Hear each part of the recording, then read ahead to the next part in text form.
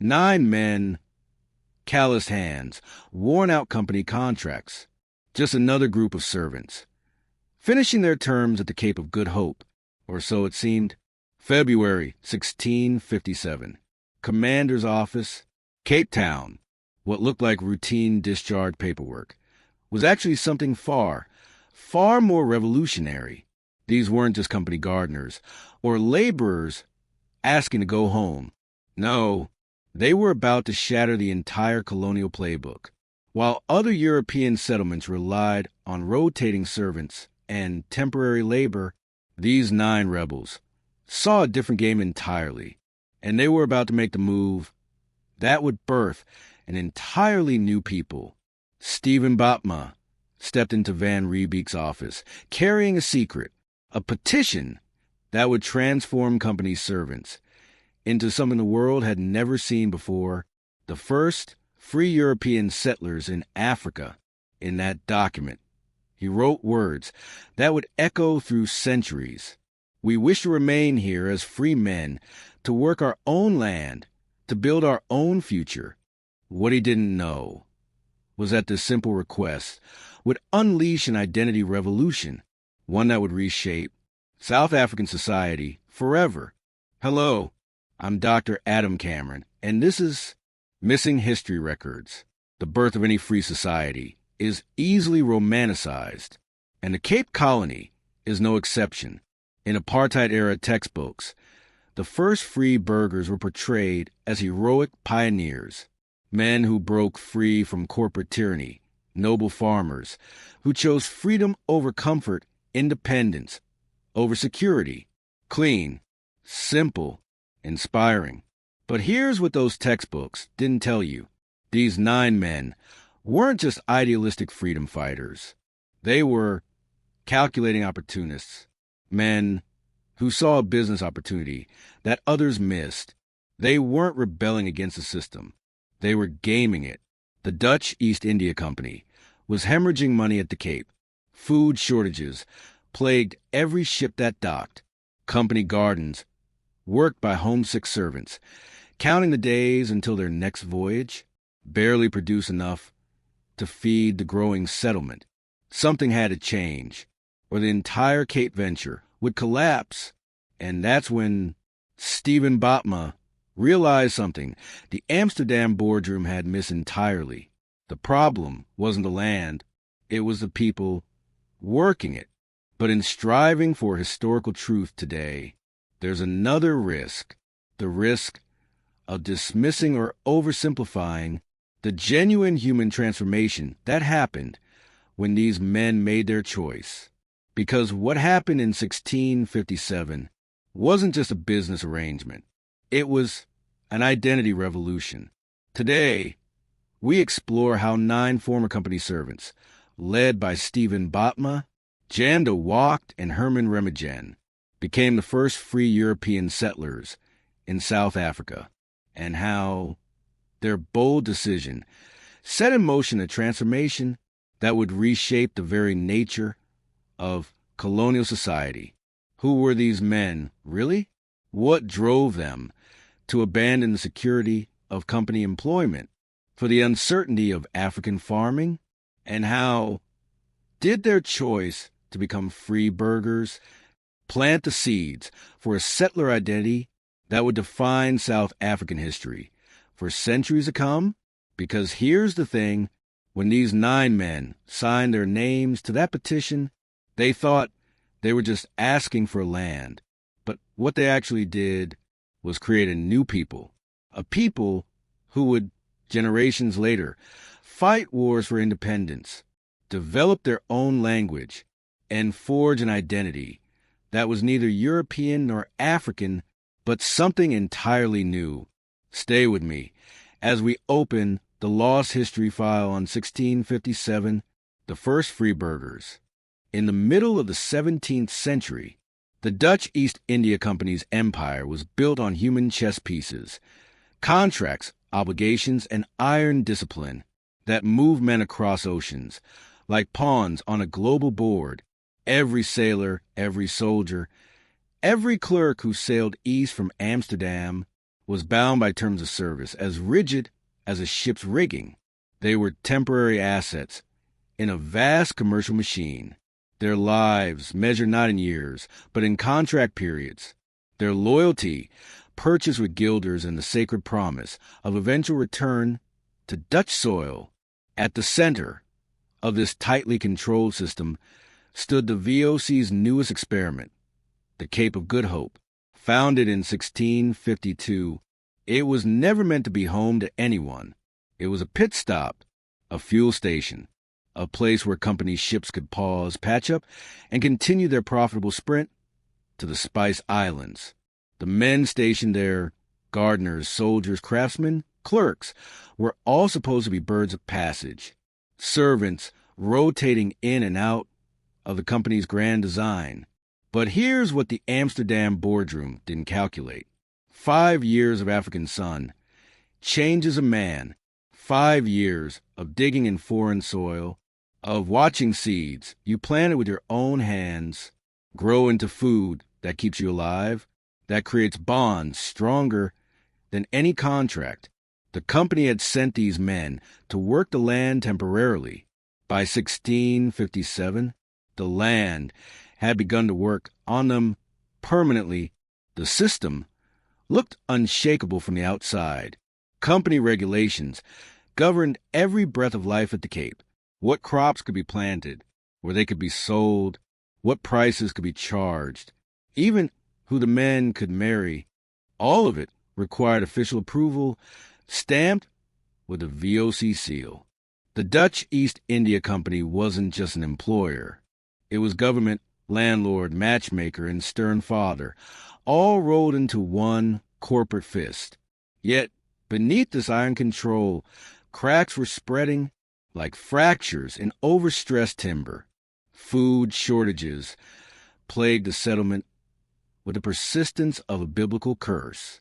Company gardens worked by homesick servants, men who spent more time staring at the horizon than tending crops, barely produce enough to feed the growing population.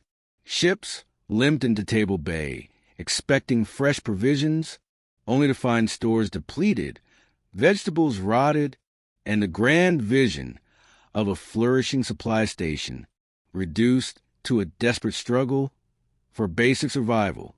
The mathematics were brutal and undeniable. In 1656 alone, 7 VOC ships arrived at the Cape to find insufficient supplies. Crews, weakened by scurvy, had to be nursed back to health, using precious ship stores. Departure schedules collapsed. The entire intricate machinery of the spice trade, timed to the precision of celestial navigation, was grinding to a halt because a handful of reluctant gardeners at the bottom of Africa couldn't grow enough cabbages. This wasn't just embarrassing. It was financially catastrophic. Every day a ship spent stranded at the Cape was money hemorrhaging from company coffers. Every crew member who died of malnutrition was a trained asset lost forever. The Cape, meant to be the crown jewel of efficiency in the VOC's supply chain, had become its weakest link. But crisis breeds innovation, and it was in this cauldron of failure that an idea began to simmer, not in the mahogany-paneled boardrooms of Amsterdam, but in the callous minds of the workers themselves. What if the fundamental assumption was wrong? What if the solution wasn't better management of temporary servants, but permanent settlers with skin in the game? The concept was revolutionary, almost heretical by VOC standards. The company's entire colonial model was built on control through temporariness.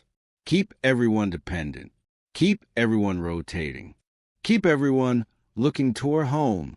Permanent settlers meant permanent complications. They might develop local loyalties. They might demand local rights.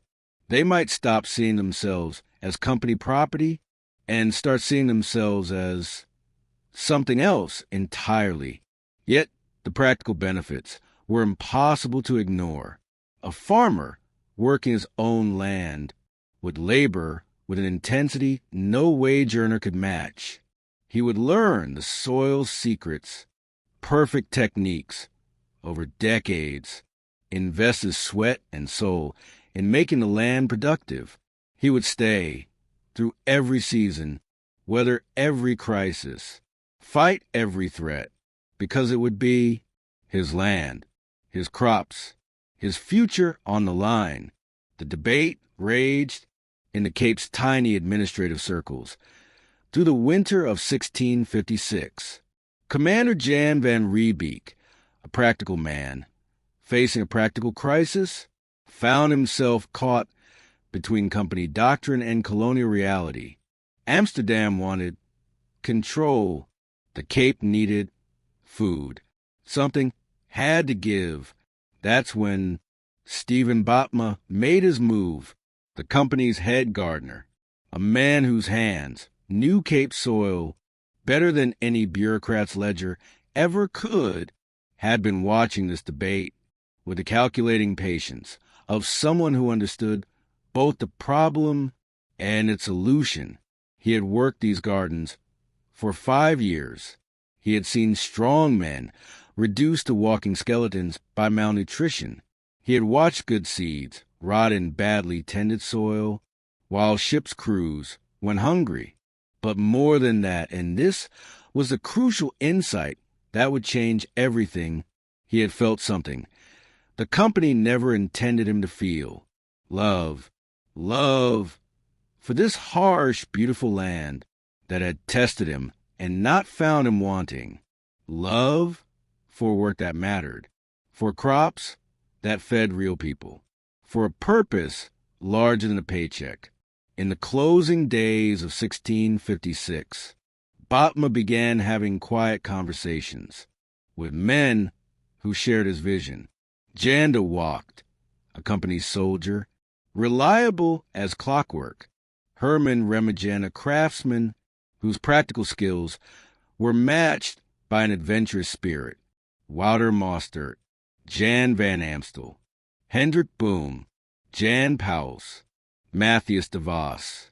8 men who, like Botma, had discovered that 5 years in Africa had changed them into something their Amsterdam contracts had never anticipated.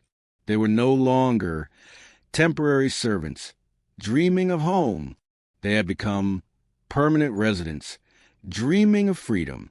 The proposal they would present to Van Riebeek was elegant in its simplicity and explosive in its implications.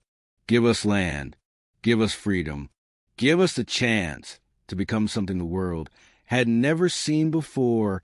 Free European settlers in Africa, working not for company profit, but for their own survival and prosperity. They wanted to stop being chess pieces and start being players. What they couldn't have known was that this simple request would launch an experiment that would reshape the very nature of colonial society itself, creating a new people who would carry the seeds of both triumph and tragedy into the centuries ahead. Stephen Botma was a man of the soil, practical and determined. As the VOC's head gardener, he had spent 5 grueling years coaxing life from Cape Town's stubborn earth. His weathered hands bore the scars of thorns and tools. His back bent from countless hours under the African sun. He knew every furrow, every seasonal challenge, every trick needed to make European crops grow in African conditions. The company gardens under his care had flourished when others failed, producing vegetables that kept scurvy at bay and wine grapes that promised future prosperity. But more than technical expertise, Botma had developed something the company hadn't bargained for, a deep personal connection to the land. He had watched the seasons turn, learned the language of wind and rain that spoke differently here than in the Low Countries. The Cape had ceased to be merely his workplace. It had become his world. We have served faithfully, he told Van Riebeeck in that historic meeting, his voice steady, but his eyes burning with quiet intensity. But we serve now not just a company, but this place itself. Give us a chance to make it truly prosper, not as temporary laborers, counting days until departure, but as men with stakes in its future. Van Riebeeck faced a dilemma that would echo through centuries of colonial policy. Company policy strictly forbade permanent settlement by former employees. The Cape was meant to remain under direct VOC control, its population transient and manageable, answerable only to Amsterdam's boardrooms. Every man who served was expected to complete his contract and sail home, carrying Dutch guilders, but leaving no permanent mark on African soil.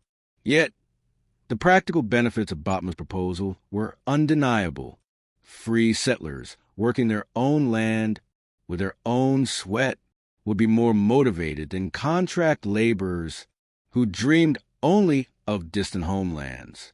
They would stay through every season, the brutal summers, when the southeastern winds strip moisture from growing plants, the harsh winters, when frost threatened tender shoots, the unpredictable springs, when late rains could save or destroy entire harvests.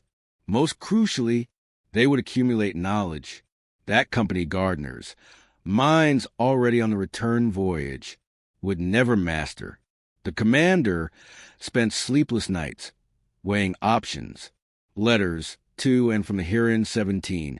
The VOC's governing council crossed dangerous seas, carrying arguments and counterarguments.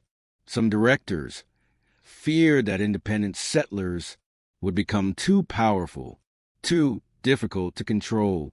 Others recognized that the Cape's strategic importance demanded more than transient occupation.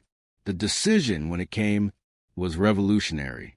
February 1657. Van Riebeeck granted the 9 men their freedom from company service and allocated them plots of land along the fertile banks of the Liesbeek River. They would become free burghers, free citizens, the first Europeans in South Africa to own land as private property rather than labor as company servants. But freedom came with conditions as strict as any contract. Each man received 13.5 morgen of land, roughly 28 acres, along with basic farming equipment, seeds carefully selected from company stores, and livestock chosen for their ability to thrive in African conditions. The plots were surveyed and marked, boundaries established that would endure 4 generations. In return, they pledged to remain at the Cape for at least 20 years, a commitment that bound them as surely as any chain. They would sell their produce exclusively to the company at fixed prices, ensuring the VOC maintained control over both supply and profit. When called upon, they would serve in the militia, defending the settlement against threats, both human and animal. Their freedom was real but circumscribed. The irony was stark and would prove prophetic. These men had sought freedom from the company's direct authority, only to find themselves bound to it in new and subtler ways, free to work their own land, but not free to choose their customers, free to build their own homes according to their own designs, but not free to leave when wanderlust or homesickness called. It was liberation with strings attached. The first taste of the complex relationship between independence and dependence that would define settler society for generations to come. The challenges came immediately and relentlessly. The land along the Liesbeek was fertile but wild, thick, with indigenous vegetation that had evolved over millennia to thrive in this precise climate. Every acre had to be cleared by hand, Feinbos and Renosterveld, giving way reluctantly to European plows. The work was backbreaking, progress measured in yards rather than acres. Wild animals posed constant threats that European experience had never prepared them for. Leopards stalked livestock under cover of darkness. Hyenas, bolder than their European cousins, ventured close to homesteads. Elephants, following ancient migration routes, could destroy months of work in a single night's rampage. Baboons raided crops with intelligence and organization that frustrated every defensive measure. The Khoikhoi, who had used these land for centuries, watched the new arrivals with growing concern and occasional hostility. Their relationship with the land was pastoral and seasonal. The European approach of permanent cultivation, of claiming exclusive ownership of specific plots, challenged fundamental assumptions about how humans should relate to the earth.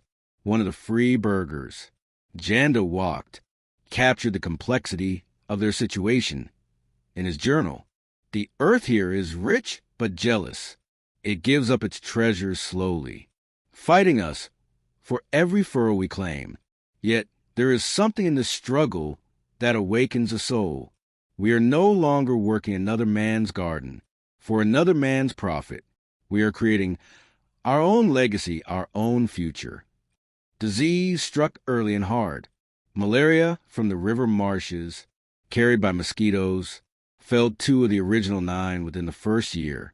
Their graves, marked with simple stones, served as sobering reminders of the price of settlement. Crop failures followed unseasonable rains that rotted seeds in the ground. Wild animals destroyed entire harvests overnight, undoing months of labor in hours of destruction. The company, facing its own supply problems and pressure from Amsterdam to show profits, offered little help beyond honoring the original agreement.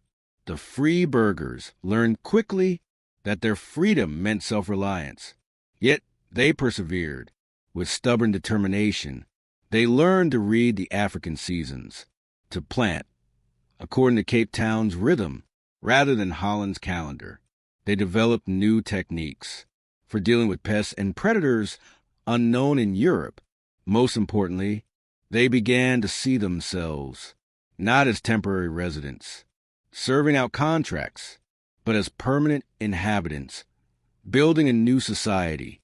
Herman Remagen captured this transformation in a letter to his brother in Amsterdam. Asterisk, you ask, when I plan to return home, but, brother, I must tell you, this has become home. The Netherlands lives now only in memory and dreams. My hands know this soil. My eyes know these mountains. My heart beats to African rhythms. I am no longer Herman of Amsterdam. I am Herman of the Cape. Asterisk. This was more than adaptation. It was metamorphosis. Men who had come as servants were becoming something entirely new. By 1660, just 3 years after receiving their freedom, the original free burghers had transformed from struggling farmers into the foundation of an entirely new society. The transformation was remarkable, not just in its speed, but in its completeness. Where once stood 9 desperate men, pleading for release from company service, now thrived confident landowners. Wheat fields stretched golden in the Cape winds. Vineyards promised future prosperity. Cattle herds grew fat on African grass. They had not merely survived the brutal initiation of settlement. They had begun to prosper in ways that surprised even themselves. Their farms produced surplus crops, feeding not only their own families, but the growing population of Cape Town. Their innovations in agriculture, born from necessity, refined through hard experience, proved one undeniable truth. European settlement at the Cape could be both permanent and profitable, and success attracts others like moths to flame. Company servants, nearing the end of their contracts, began applying for free burger status. Soldiers, who had once dreamed of Dutch taverns, now pictured Cape farmsteads. Craftsmen, who had worked for company wages, envisioned workshops of their own. Clerks, who had filled ledgers with other men's profits, started calculating their own futures from African soil. By 1665, the free burger population had exploded. 35 families, their farms scattered like seeds across the landscape, from the familiar shores of Table Bay deep into interior valleys that few Europeans had even seen before 1657. Each farm wasn't just an economic venture, it was a declaration of permanence. This was no longer a temporary residence. This was home. But with growth came change, and with change came tensions no one had fully anticipated. The free burgers were no longer the compliant settlers the company had once envisioned. Success bred confidence. Confidence bred independence.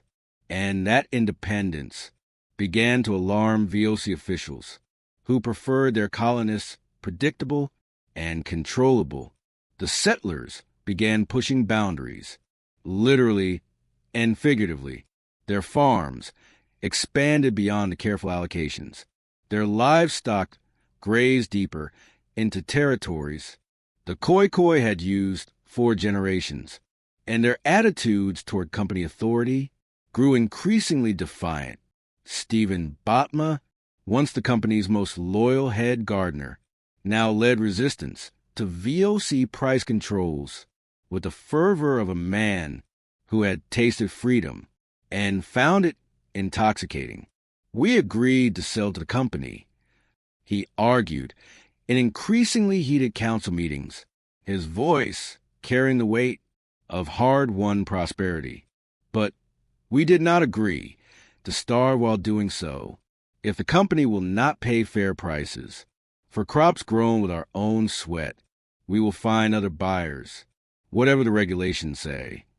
To VOC officials, this was heresy, the seeds of rebellion. But to the farmers, it was simple economic reality. They had families to feed, land to improve, futures to secure. For children who had never seen Europe, and likely never would, company profits, distant and abstract, seemed less important than personal survival and family prosperity. But this transformation went far deeper than economics or politics. It touched the very core of identity. These men, once company employees, with separate histories and provincial loyalties, were becoming something entirely new. They intermarried, creating kinship networks that bound the scattered community like an invisible web of blood and obligation. Even their language evolved. Dutch words adapted and transformed, incorporating new terms for African plants, for animals unseen in Europe, for weather that followed rhythms unknown in the Low Countries. They developed shared customs for dealing with African farming realities, when to plant, how to defend livestock, which indigenous knowledge to adopt and which to reject. And most significantly, they began to see themselves as something different, no longer Dutch servants temporarily stationed in Africa, dreaming of retirement in Europe, and not indigenous Africans. Despite their growing connection to the land, they were something entirely new.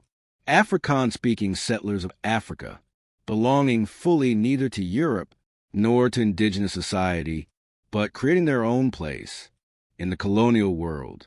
Jan Paus, one of the original 9, captured this shift in a letter written in 1668. Asterisk, we came here as servants of the company, working beside soldiers and clerks who counted days until their return to Holland. But we free burghers count seasons, not days. We measure success in harvests, not in wages. We plant trees, knowing our grandchildren will eat their fruit.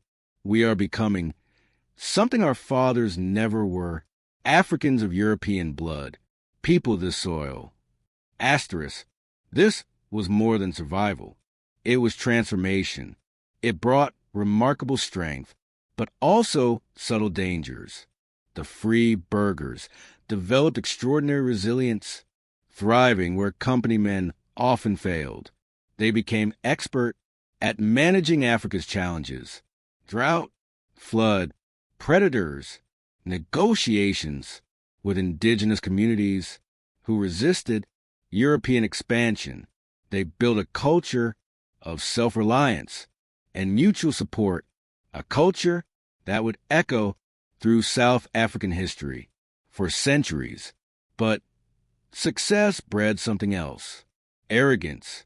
Some began to believe they were naturally superior to the Khoikhoi, whose ancestral lands they now claimed through European law.